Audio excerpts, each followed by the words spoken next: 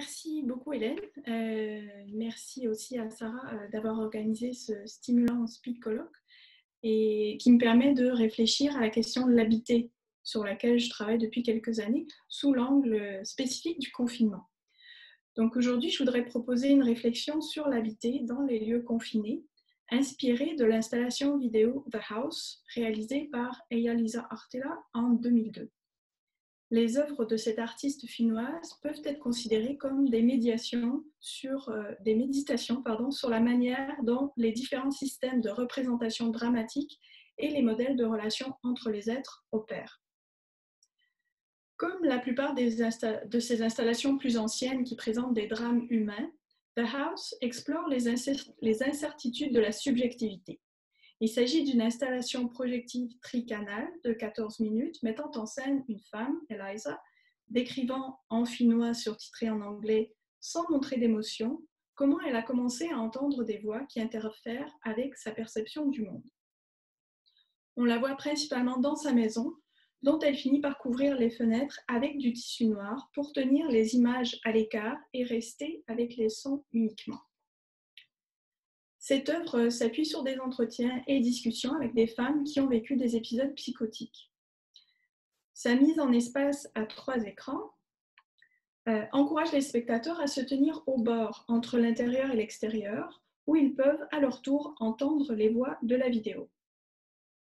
De sorte que l'enceinte de la maison se désintègre dans ce triptyque, faisant écho au monde extérieur qui entre dans le personnage, tandis que les spectateurs se tiennent à la place du 4e mur qui les sépare normalement de l'espace de la représentation. De plus, le monde extérieur entre dans la maison à travers des médias incrustés. Par exemple, une vache marche dans le salon d'Eliza après être apparue dans un reportage à la télévision. The House déconstruit ainsi la narration traditionnelle et aménage un espace entre deux pour les spectateurs par l'intermédiaire de la projection multi-écran, de l'incrustation, mais aussi du mélange des genres. En effet, l'installation emprunte par exemple au conte lorsqu'elle montre Eliza en train de flotter dans la forêt qui entoure son jardin. J'aimerais surtout m'attarder à l'idée suggérée par Micke Ball de la psychose comme modèle dans cette œuvre, qui permet de critiquer l'unité artificielle du sujet et de produire un engagement avec le monde. Dans l'installation vidéo, nous sommes invités par les images dans la maison d'Eliza, tandis que les sons, eux, semblent venir d'ailleurs, que ce soit ceux de la voiture qui suivent le personnage après qu'elle soit entrée chez elle, ou ceux d'un lieu urbain, par exemple, lorsqu'elle décrit plutôt les bruits d'un bateau entendu par-dessus la voix d'un ami. Et je la cite.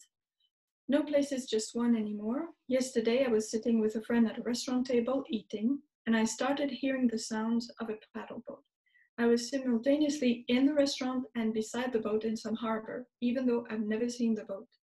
The sound was so loud that it wasn't part of the background hum of the place, but formed another space in my head where I was simultaneously. Comme l'a souligné Micke Ball, dans l'imagination occidentale contemporaine, les bateaux en sont venus à signifier le phénomène des réfugiés.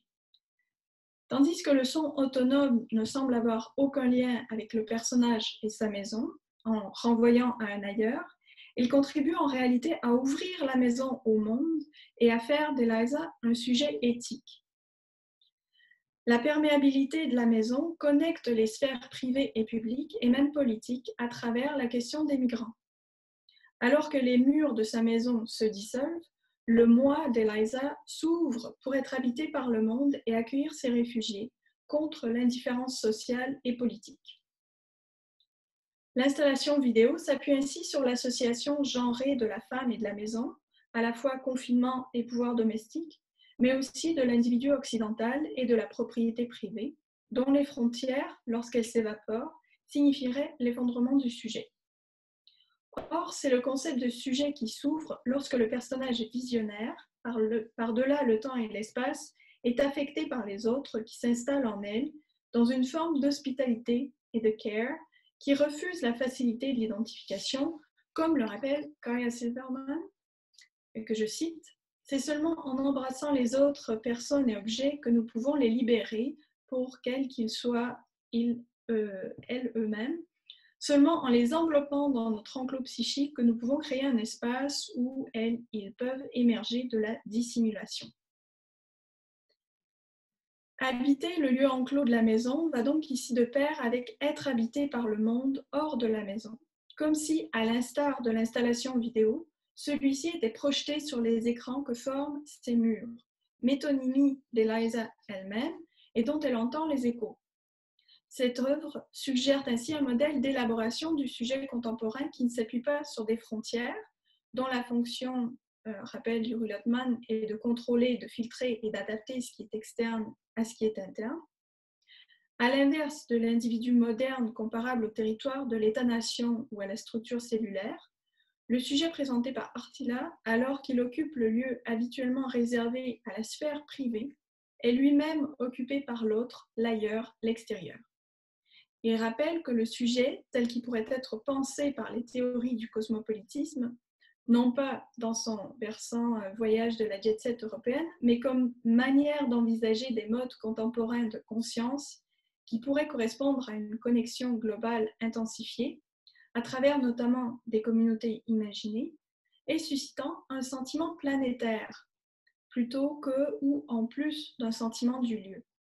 On pourrait même parler, avec Ursula Heiss, d'éco-cosmopolitisme en incluant les non-humains dans les communautés imaginées planétaires, car l'installation vidéo d'Artila avec sa forêt d'épinettes finnoises anticipe ses productions ultérieures qui explorent les liens entre humains et non-humains.